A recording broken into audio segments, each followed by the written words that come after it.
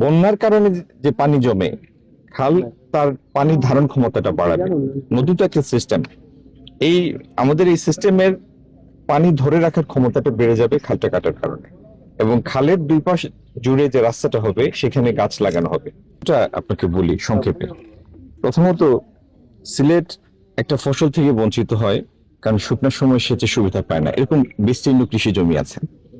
আরেক অংশ কৃষি জমি বছরের একটা নির্দিষ্ট সময়ে সেখানে পানি জমা থাকে, এই পানি নিষ্কাশন করা গেলে ওই সময় সেখানে বাড়তি ফসল ফলানো সম্ভব হতো। এই খাল কাটার কারণে এই দুই সমস্যাটার সমাধান হবে এবং উপকৃত যে এলাকাটা সেই জায়গার পরিমাণ হচ্ছে প্রায় 1500 বিঘা। 1500 বিঘা, এখানে 200 হেক্টরের মতো, তাতে গিয়ে 1500 বিঘার মতো হয়। আচ্ছা, আর বন্যার কারণে যে পানি জমে, খাল তার পানি ধারণ ক্ষমতাটা বাড়াবে। নদী তো একটা সিস্টেম, এই আমাদের এই সিস্টেমের পানি ধরে রাখার ক্ষমতাটা বেড়ে যাবে খালটা কাটার কারণে।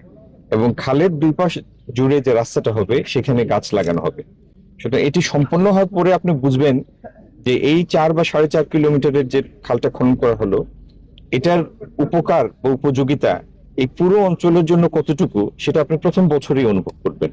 বর্ধিত ফসল, বন্যা প্রতিরোধ এবং বৃক্ষরোপণ, এই 3টা কর্মসূচির কারণে তাৎক্ষণিক রেজাল্ট চান। আজকে খুচরা আর পাইকারির মধ্যে মাঝে মধ্যে ব্যবধান তো একটা থাকবেই, কারণ পাইকারি বিক্রয়ের একটা পর্যায়ে, খুচরা আরেকটা পর্যায়ে। আচ্ছা, কিন্তু এই ব্যবধানটা যেন অগ্রহণযোগ্য কোনো পর্যায়ে উপনীত না হয়, সেটা যদি হয় সেটা মেনে নেওয়া যায় না। তো কি কারণে পাইকারি এবং খুচরার মধ্যে মাঝে মধ্যে, শুধু যে নিত্য প্রয়োজনীয় পণ্য না, অনেক কৃষি পণ্যের মধ্যে দেখা যায় যে ব্যবধানটা মোটেও মেনে নেওয়ার মতো ব্যবধান না। এটির প্রকৃত কারণটা খুঁজে বের করার জন্য ঈদের পরেই আমরা ব্যবসায়ী, পেশাজীবী এবং এই প্রশাসন সবাইকে সংশ্লিষ্ট করে একটা ফ্যাক্ট ফাইন্ডিং কমিটি করব।